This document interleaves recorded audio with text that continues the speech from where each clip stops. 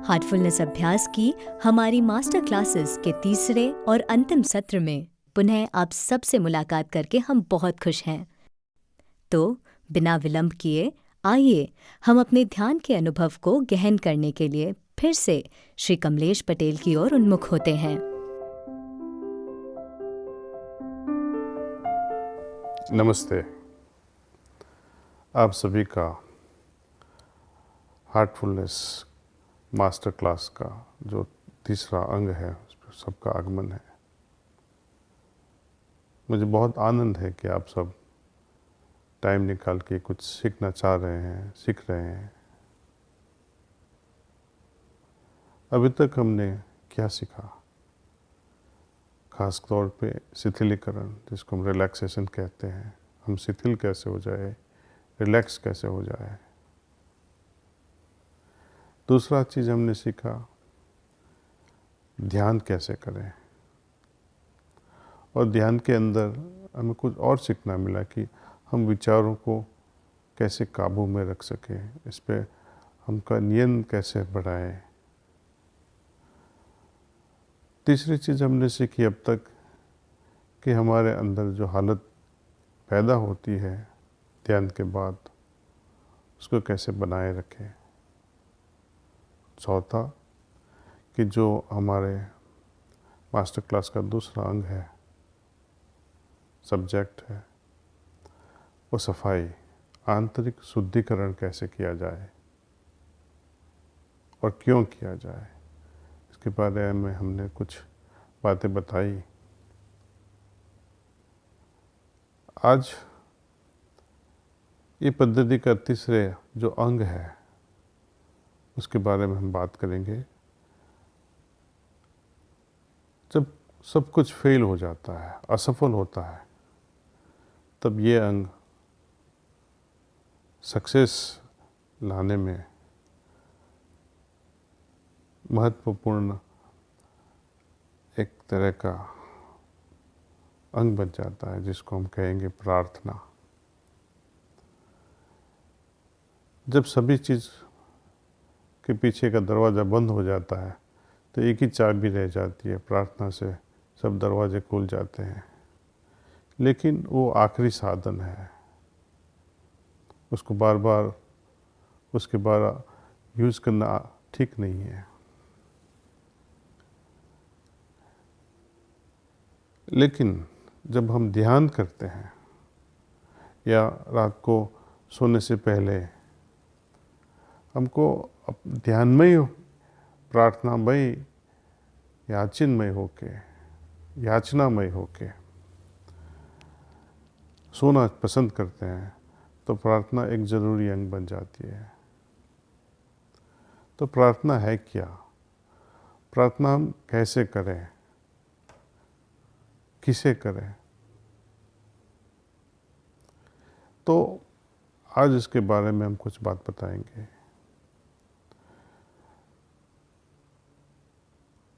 हमारा आत्मन, हमारे अंदर जो जीव है, या उसे कुछ भी कह लो ना, उसको ईश्वर भी कह सकते हैं, कई लोग उनको सोल बोलते हैं, उर्दू में उसको रूह बोलते हैं,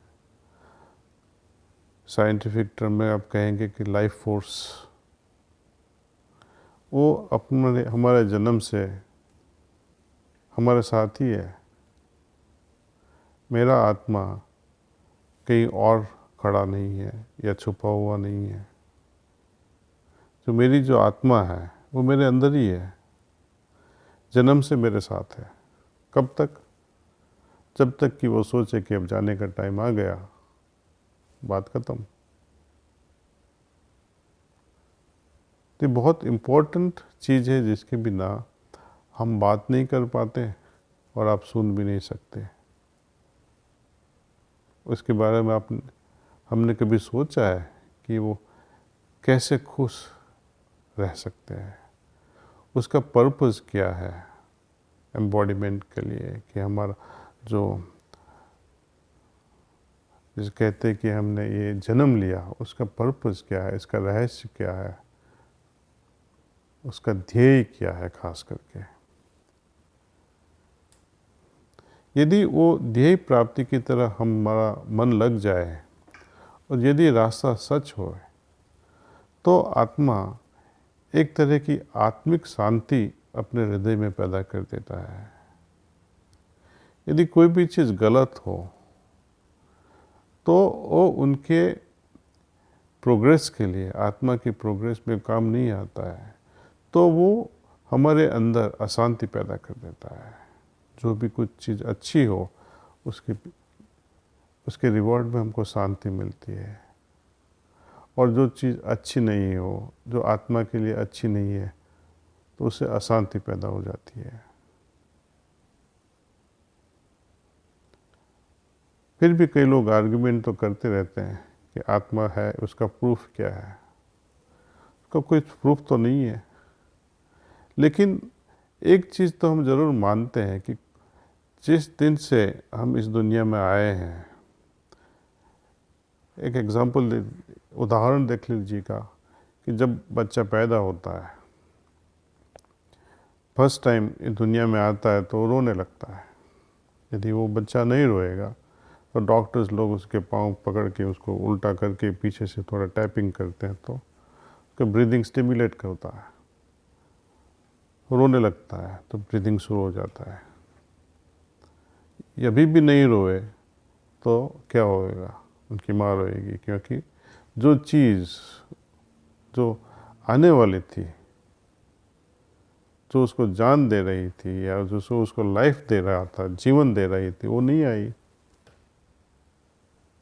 ये हकीकत है कि जब से वो है हमारे साथ, जन्म के साथ से वो चलती रहेगी। कि जो जान है हमारे अंदर,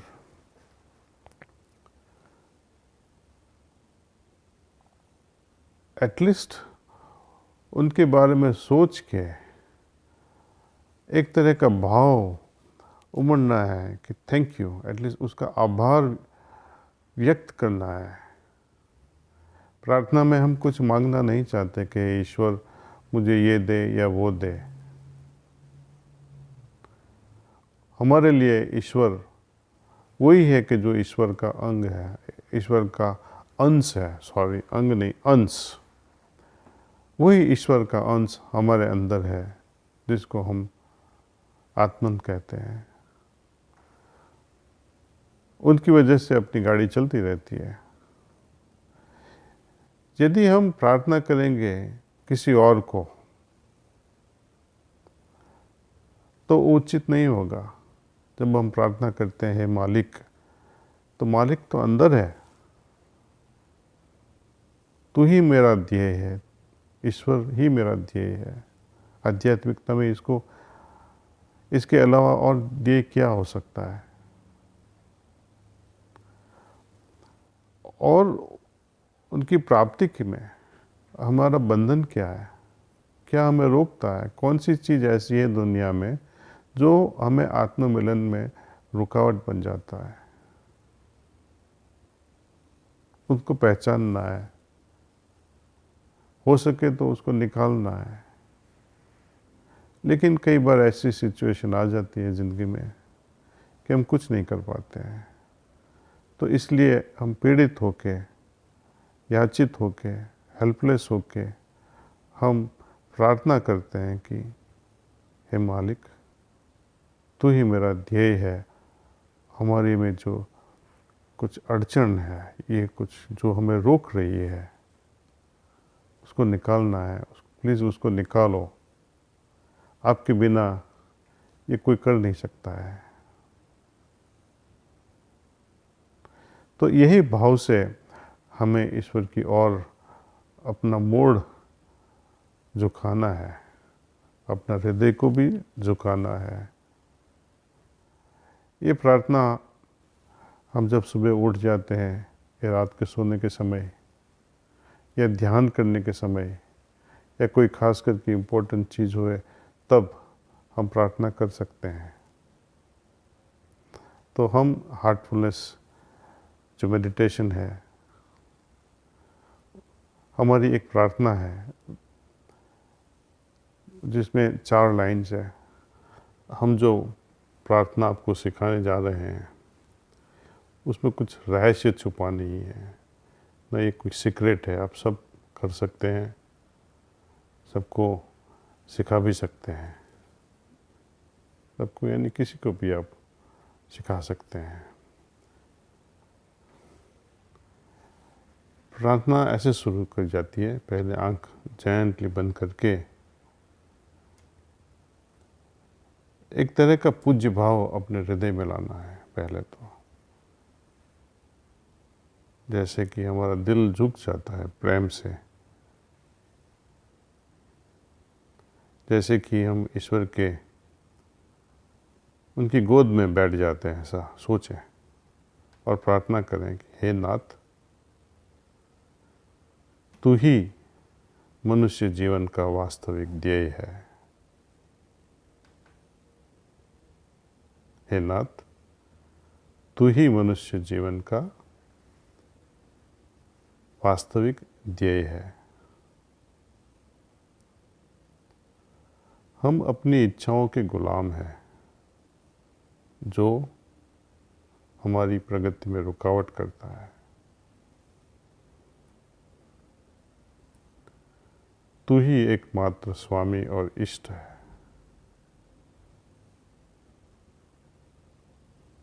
बिना तेरी सहायता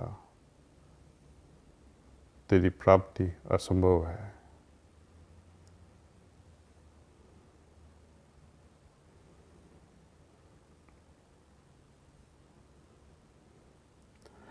तो ये प्रार्थना ध्यान के पहले एक बार करना अच्छा रहेगा, और रात को सोने से पहले एक बार, 2 बार, 3 बार ये प्रार्थना को रिपीट करना है। मंत्र जैसे नहीं, लेकिन जब ये हम प्रार्थना करते हैं तो हर लफ्ज़ पे, हर शब्द पे हमको रुकना है, उसका अर्थ समझना है, और अर्थ समझने के बाद उस पर मनन करना है। मनन करते करते ध्यानमय होके उसमें सो जाना है। यदि हम प्रार्थना इस तरह करेंगे तो एक तरह का कनेक्शन ईश्वर के साथ जुड़ जाता है। रात को गहरी नींद में भी ऐसा लगेगा कि हम किसी विशाल शक्ति के साथ जुड़े हुए हैं।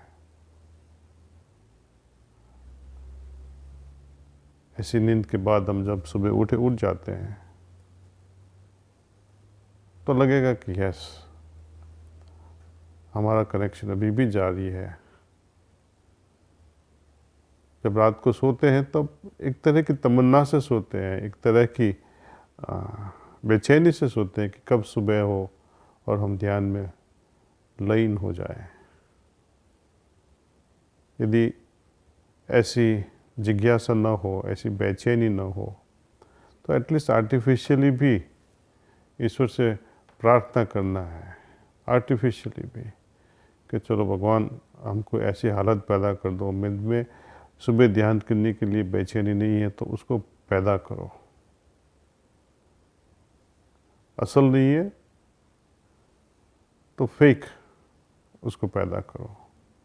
असली आंसू नहीं है, नकली आंसुओं को बहना हम शुरू करते हैं तो एक दिन वो असली होना ही है। तो प्रार्थना ऐसे करें कि उनकी ग्रेस, मालिक की ग्रेस हमारे हृदय में प्रवेश करे, उसके साथ हम जुड़ जाए, चाहे यह हमारा सोने का टाइम हो या ध्यान का टाइम हो या कुछ अच्छा काम करने की शुरुआत हो। तो इस तरह हम प्रार्थना करते हैं। इसमें हम कुछ मांगते नहीं हैं। आपने देखा होगा, हमने इस प्रार्थना से कुछ मांगा नहीं है कि ईश्वर तू मुझे ये दे या वो दे। हम इतना ही कहते हैं कि हमारी इच्छाएं हमारी उन्नति में बाधक है, और उसका सॉल्यूशन भी कहते हैं कि हे मालिक, बिना तेरी सहायता तेरी प्राप्ति असंभव है। दूसरा अंग या खास उसका महात्म्य हम देखें तो हम खुद के लिए कुछ मांगते नहीं हैं। हम कहते मनुष्य जीवन का ध्येय है, मेरा ही नहीं सबका। ईश्वर सभी का ध्येय है। हमारी इच्छाएं जो है, जब हम कहते हैं हमारी इच्छाएं हमारी उन्नति में बाधक है, तो वो हम ऐसा नहीं कहते कि मेरी इच्छा है, मेरी उन्नति, हमारी उन्नति के बारे में हम बात कर रहे हैं, हम सब की उन्नति के बारे में बात कर रहे हैं। तो ये हार्टफुलनेस द्वारा ये जो प्रेयर, यदि आपको याद न रहे तो हम आपको बाद में बताएंगे कि उसको कंप्यूटर से कैसे डाउनलोड किया जाए। यदि आप सब फिर से तैयार हो तो हम प्रेयरफुल मूड से अभी ध्यान करने की कोशिश करेंगे। जैसे हमने पहले दिन ध्यान किया था वैसे ही आप हल्की से धीरे से अपनी आंखें बंद करें।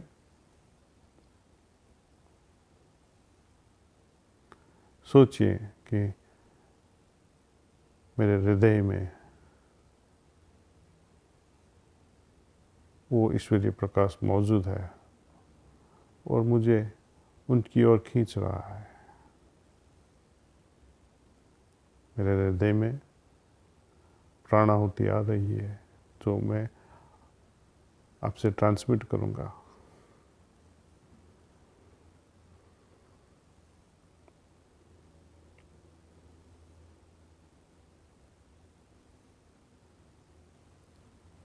यदि विचार आए तो खुद को याद कराएं कि मैं ध्यान में बैठा हूँ। यही ध्यान हम 20 मिनट या 25 मिनट तक आज करेंगे। चलो ध्यान करते हैं।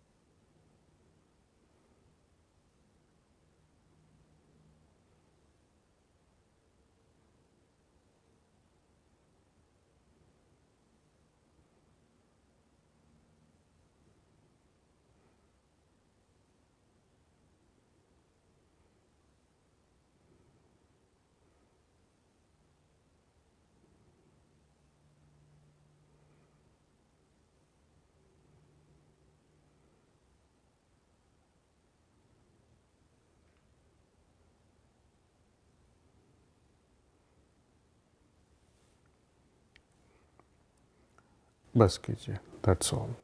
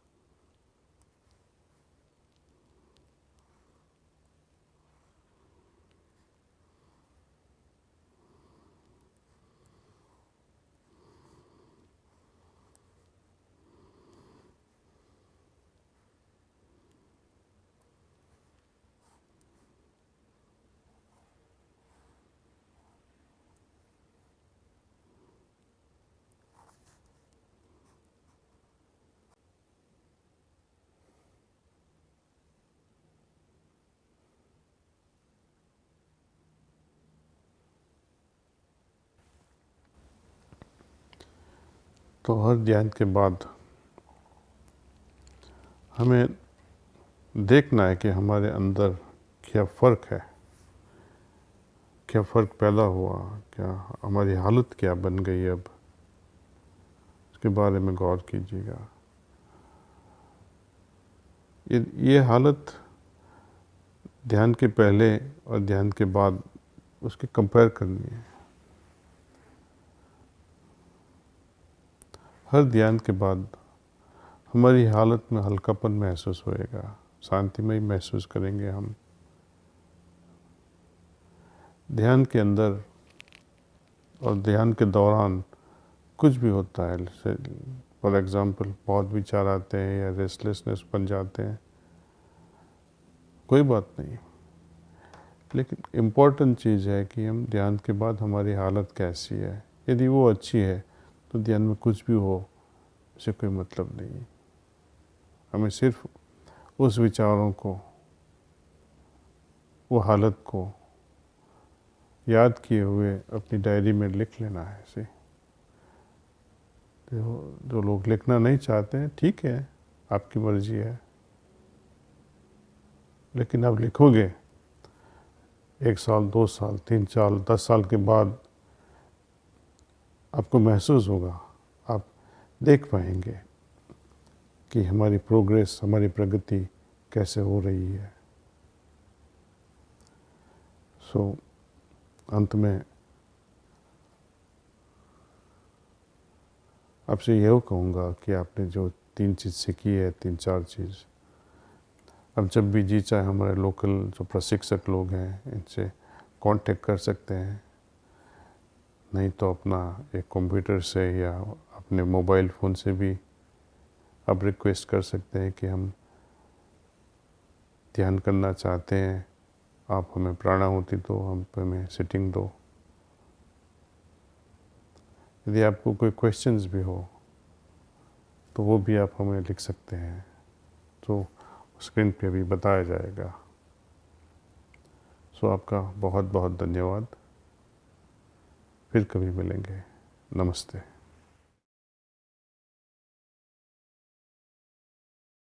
पिछले कुछ दिनों में आप सभी से जुड़कर हम बहुत खुश हैं और हमारा विश्वास है कि आपको एक ऐसा अभ्यास मिला है जिसे आप अपने दैनिक जीवन में अपना सकते हैं और इसे जीवन भर जारी रखते हुए ध्यान की गहराई में जा सकते हैं।